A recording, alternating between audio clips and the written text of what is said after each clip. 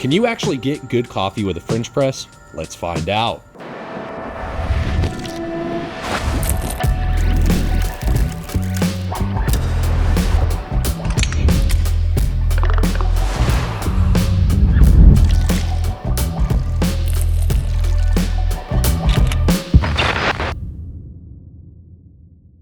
Now this is arguably one of the most commonly used brewing methods today. In this particular French press, the 32-ounce Bodum has become one of the most commonly used variants. But how did it gain such popularity, and how do we actually make good coffee with it? The first patent for the earliest model of the French press was filed by two Frenchmen, Henri Otto Meyer and Jacques-Victor Deforge, back in 1852. The Meyer and Deforge model was kind of a piece of shit though, because it didn't have a proper seal inside the vessel, allowing grounds to escape during plunging. So, the French hoisted the national white flag of surrender, and the earliest design of the French press as we know it today was patented by Italians Attilio Calamari and Guilla Montana in 1929. Since then, the French press has been patented a few times, but the Bodum variant is probably the most common one that we see in kitchens today. So, what is the ultimate recipe to getting a great cup of coffee out of this thing? Well, let's start by saying that people's preferences are different, and all coffees are unique. So there's no one-size-fits-all formula. However, what I'm going to show you is the foundation to a good recipe, and then you can adjust variables like grind size, time, and ratio to fit your individual predilections. Now, the first thing we need to think about is preheating our equipment. Well, most French presses are made of glass, so that means they draw heat away from the coffee very quickly and then shed that heat into the environment. This is why the newer French presses like the fellow Clara over here have double wall insulation. So preheat if you want, just know that glass is terrible at retaining heat and the gains here are going to be really minimal.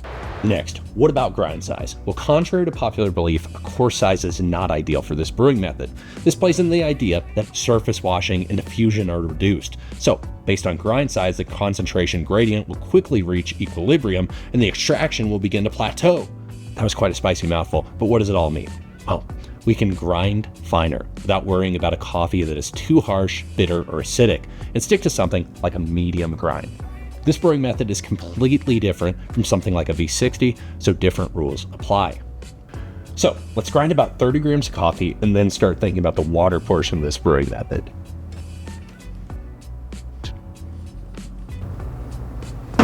God damn it.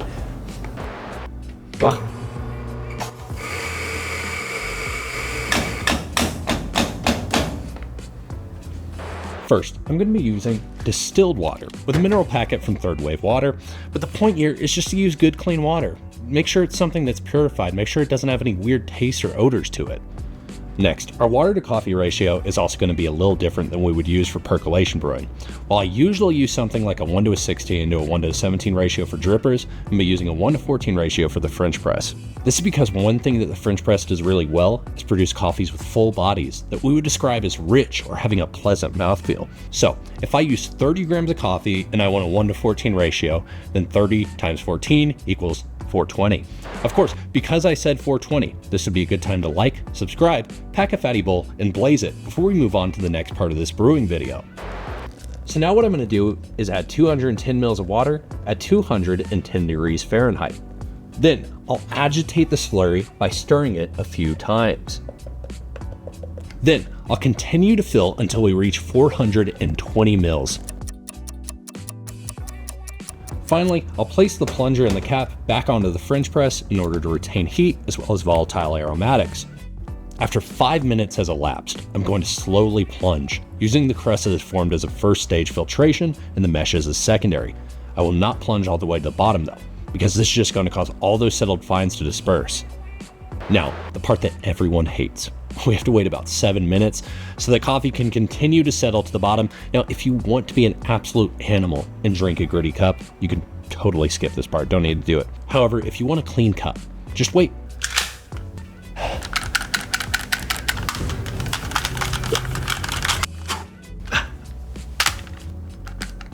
So it'll also be a good opportunity to preheat whatever cup you're drinking out of. Just dump the water out of it before we put the coffee. I've made that mistake multiple times. You do not want your preheat water or your rinse water in your coffee. Now, we're gonna pour the coffee gently from the French press and into the cup.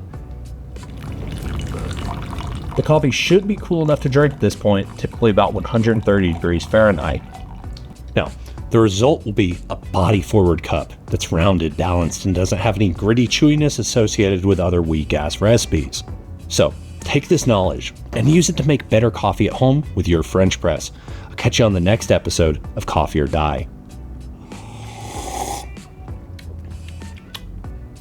That's actually really good. Now what I'm going to do is add 210 mils of water. Fuck!